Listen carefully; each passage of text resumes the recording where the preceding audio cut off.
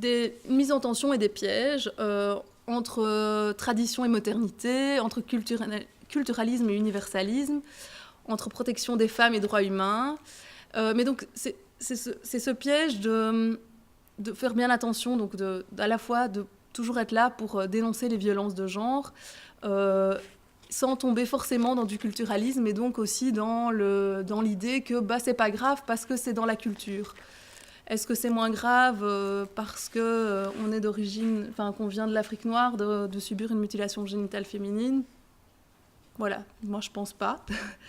Et donc voilà, donc c'est attention à ces pièges et aussi attention à la dichotomie, et donc ça c'est important pour le monde selon les femmes, entre les femmes du Nord qui sont libérées et les femmes du Sud qui sont des pauvres victimes.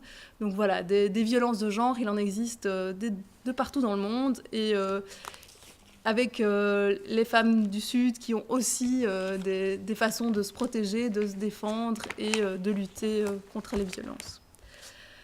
Alors, comment agir pour tenter d'éliminer les violences de genre? Alors, il y a la réflexion, la prévention, l'empowerment et le rôle des hommes. Alors, il faut sortir de l'idée des phénomènes exceptionnels. Donc non, ce n'est pas des phénomènes exceptionnels, c'est des enjeux, et donc il faut pouvoir légiférer. Je veux dire, la loi qui est passée, par exemple, je ne sais pas si vous avez tous assisté, je pense qu'il y a déjà eu le séminaire sur les mutilations génitales féminines. Mais voilà, même si on a l'impression qu'il n'y en a pas beaucoup, c'est quelque chose qui existe, et donc il faut quand même des cadres législatifs et il faut pouvoir légiférer.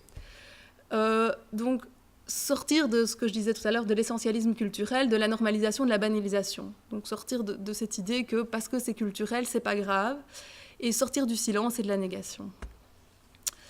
Et donc notre rôle de citoyen, de citoyenne, c'est de comprendre et de décoder ces mécanismes et de faire appliquer les lois en rendre visibles ces violences, par des mobilisations sociales et politiques, et puis vraiment de faire appliquer les lois qui existent. Il faut aussi sortir de ces schémas où finalement il faut intégrer la prévention, et il faut travailler vraiment pour les causes, et il ne faut pas réduire toutes ces questions. Enfin, c'est pour ça que j'ai présenté plusieurs schémas à une seule approche. C'est parce que vraiment les violences de genre, c'est transversal, ça peut toucher plein d'approches, et donc c'est important de vraiment travailler à travers différentes approches.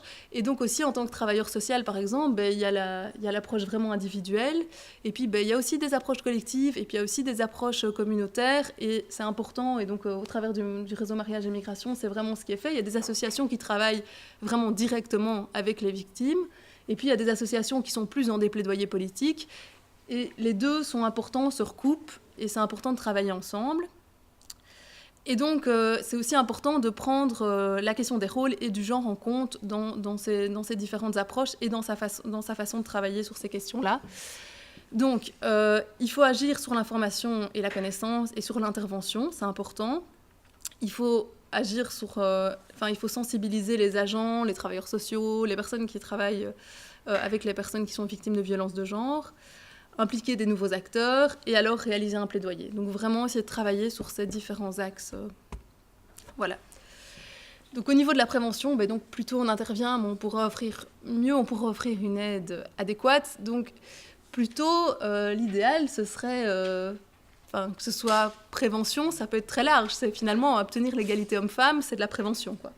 Donc voilà, donc ça c'est très très très en amont, mais le plus tôt sera le mieux, avec ne pas tolérer la violence dans les écoles. Tout ça fait partie, je pense, vraiment de cette prévention. Donc vraiment être aussi dans de la prévention primaire, donc vraiment de prévenir, d'informer au quotidien et avant, mais par exemple aussi au travers des pièces comme la pièce qui a été faite Amour morte, ce genre de prévention, et puis du travail avec les groupes à risque, c'est important aussi, entre autres par exemple dans les associations de femmes. Mais donc voilà, des réponses transformatrices, c'est changer les pouvoirs inégalitaires entre les sexes pour réduire la vulnérabilité des genres, et puis les politiques d'empowerment, mais je vais expliquer tout de suite, qui sont vraiment nécessaires dans cette approche. Donc l'empowerment, c'est le concept du pouvoir. Donc on pourrait dire, c'est difficile à traduire en français. Renforcement des capacités. Voilà. Donc, c'est donc pas le pouvoir sûr, c'est pas la domination des uns sur les autres, c'est bien le pouvoir de, donc la connaissance, la capacité, le fait de se sentir, donc de connaître, de savoir, d'avoir le contrôle, de sentir les capacités, le pouvoir avec, donc la solidarité, le fait de se mettre ensemble pour pouvoir faire des choses et faire bouger les choses, et le pouvoir intérieur, donc l'estime de soi et la valorisation de l'individu.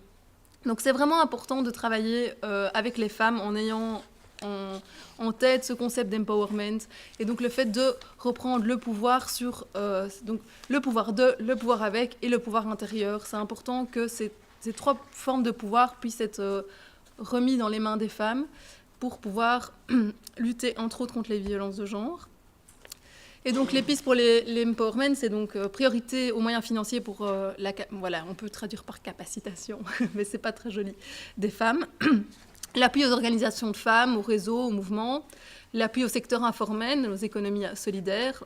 Ça, ça parle plus par rapport aux femmes du Sud, mais en même temps, voilà, je pense que les économies solidaires, de plus en plus, on voit que c'est important ici aussi. Appui à la présence des femmes dans des espaces de prise de décision, de négociation. Ça, on voit bien, on le voit avec les nouvelles élections qui nous ont mis une femme bourgmestre à Bruxelles. Et revoir les institutions et leur fonctionnement pour les rendre accessibles aux femmes. Donc vraiment essayer aussi de repenser les choses pour que les femmes puissent prendre place dans la sphère publique. Et donc, il faut aussi travailler, et ça c'est très important, avec les hommes sur leur rôle, donc un travail de communication et réfléchir sur qu'est-ce que c'est la virilité, qu'est-ce que c'est la masculinité. Par exemple, au Monde sont les femmes, il y a vraiment un projet qui est fait pour travailler avec les hommes sur ces questions-là. Quelle est la vision des hommes de l'égalité homme-femme ? Comment ils voient leur masculinité ? Comment se repositionner dans sa masculinité ?